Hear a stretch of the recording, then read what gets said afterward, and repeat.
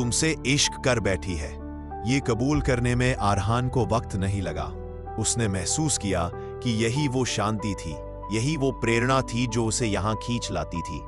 उसने डर पर काबू पाया और एक कदम आगे बढ़ाया। तुमने मेरी मदद की थी, मुझे आइडियाज दिए थे। नूर ने मुस्कुराते हुए हाँ कहा और फिर उन्होंने बातें करनी शुरू कर दी। घंटों बीत गए। आरहान ने अपनी जिंदगी के राज बताए, अपने सपने, अपना दर्द। नूर ने उसे सदियों पुरानी कहानियां सुनाई।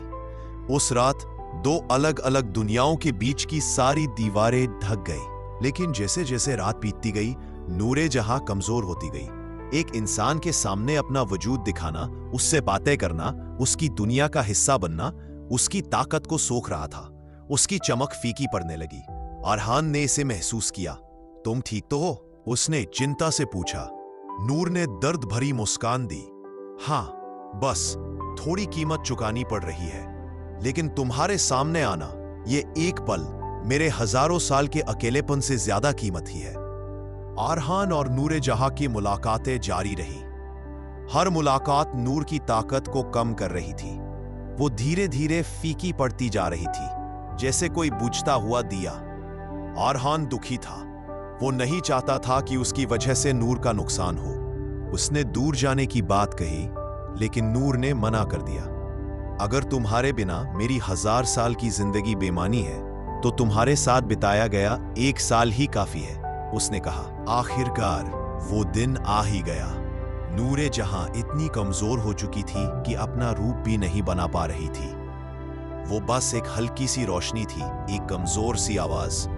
आरहान उसे अपने दिल से लगाना चाहता था, लेकिन उसकी बाहें उसकी रूह से गुजर जाती। मैं जा रही हूं आरहान। उसकी आवाज एक फिसलती हुई सांस की तरह थी। लेकिन जाने से पहले मैं तुम्हें एक तोहफा देना चाहती हूं। मेरी सारी यादें, मेरा सारा प्यार, मेरी सारी ताकत मैं तुम्हारे अंदर समा दूंगी। तुम्हारी कलम में, तुम्हारे रंगों में। तुम जो भी बनाओगे उसमें मेरी रूह बस जाएगी, और इस तरह मैं हमेशा तुम्हारे साथ रहूंगी। और फिर वो रोशनी आरहान के सीने में समा गई। एक तेज रोशनी की लहर ने पूरे कमरे को भर दिया, और फिर सब शांत हो गया।